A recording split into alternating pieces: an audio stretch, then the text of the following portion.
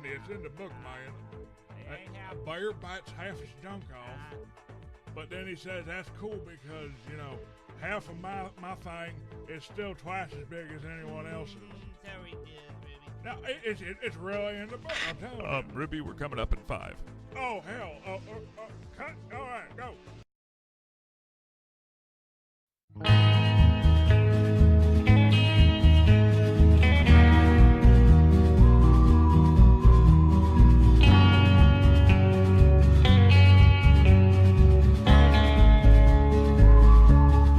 Well, howdy, everyone. So today, I thought I'd try a bit of something different and do one of them reviews.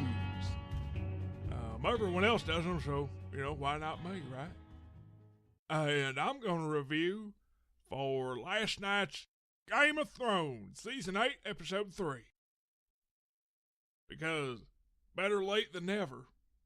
So, if you've not seen it yet, you know, plenty of places online you can watch it for free. I don't judge, you know, so pause it here and come back because there will be spoilers. I mean, yeah.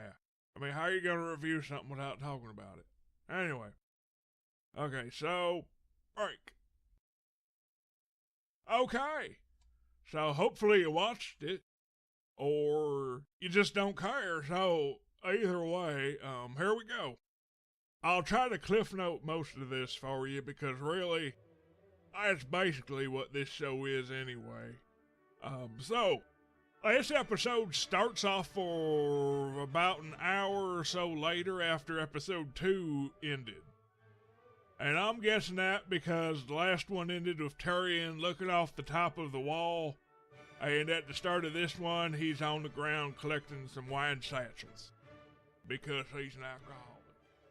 And then they go to this kind of John Ford thing showing all the main cast, except he usually waited till the end of a movie to do that gimmick, but, you know, oh well, it's cool. So, everyone stands around for a few minutes after that, and all of a sudden the Red Lady shows up out of nowhere and is all, hold up your swords. Then all the Dothraki swords burst into flames and everyone's like, booyah.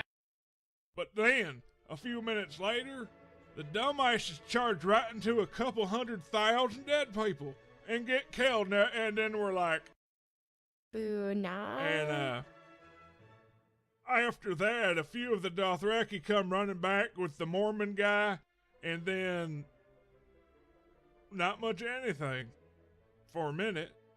Lots more standing around, big build-up, people putting on helmets that really should have had them on already. Then a big wave of zombies hits them, and there's a lot of zombie fighting and much bloodshed. Then the Dragon Lady finally shows up and burns a few lines into the horde of zombies.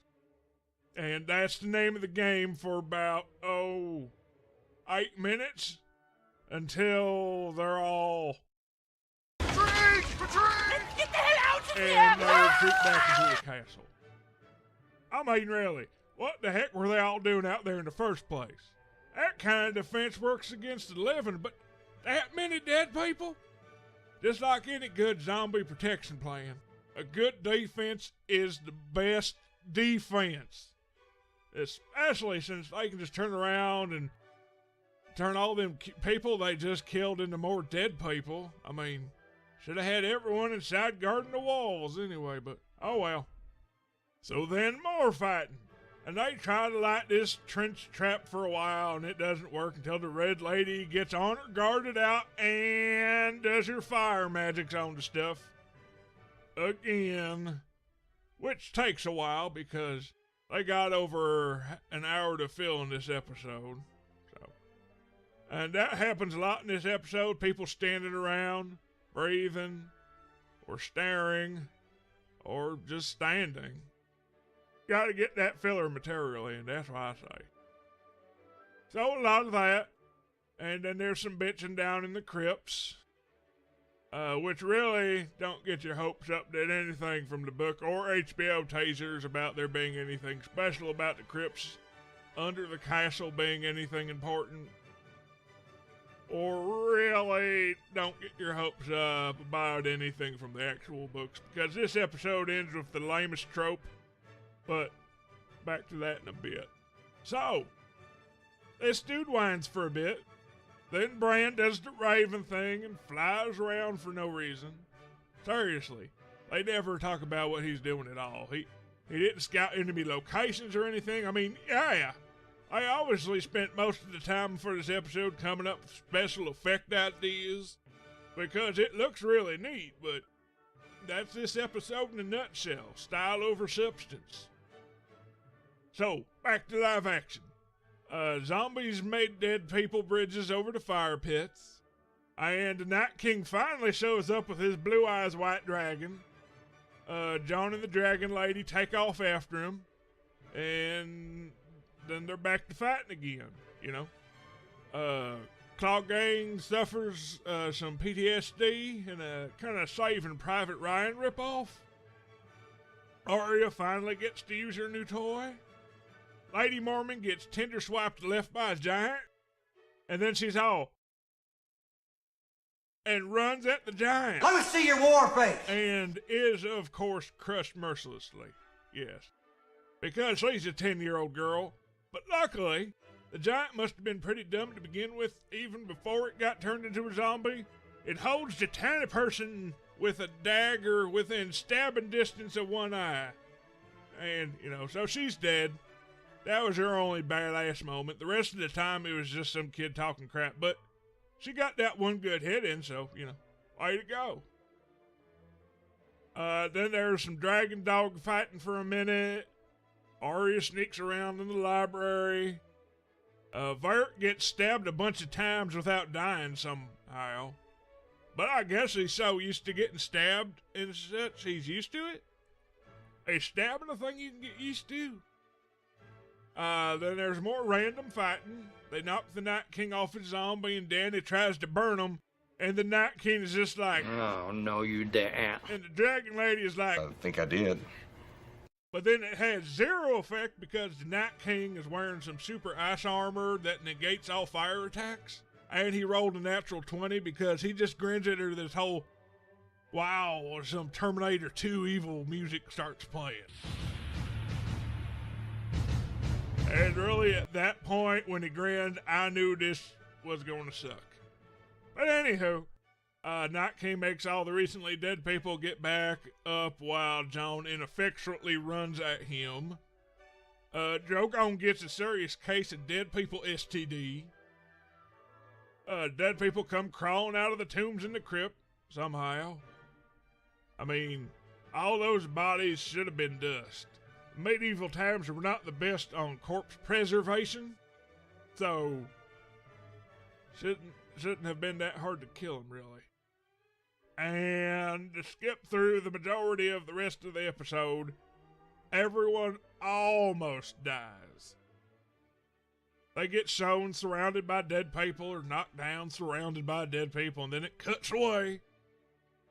And a minute later, it shows them again, and they're just fine. So that's another 12 minutes or so. Then the Night King gets to Bran, kills this dude real easy. Jon hides from the Blue Eyes White Dragon. And Arya comes out of nowhere and miraculously snakes past a few hundred zombies and a bunch of White Walkers and shanks the Night King.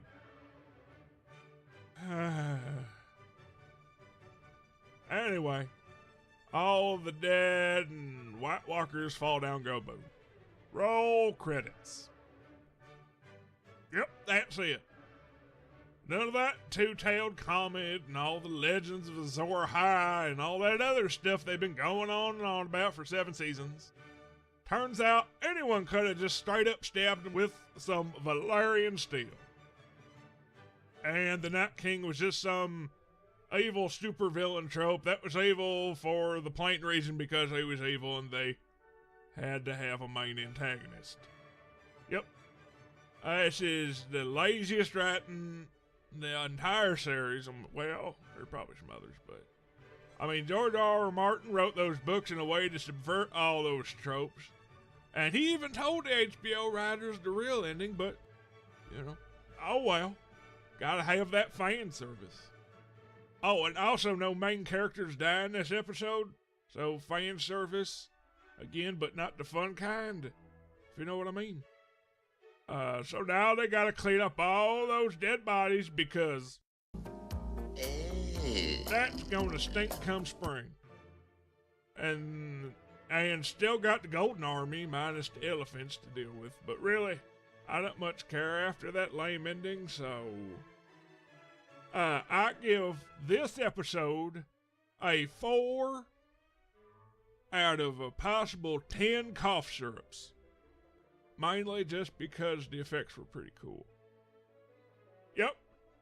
So, thanks for sticking around. Sorry about the bummer ending there. Oh, on a plus, I'm pretty sure John's dog is still alive, so yay!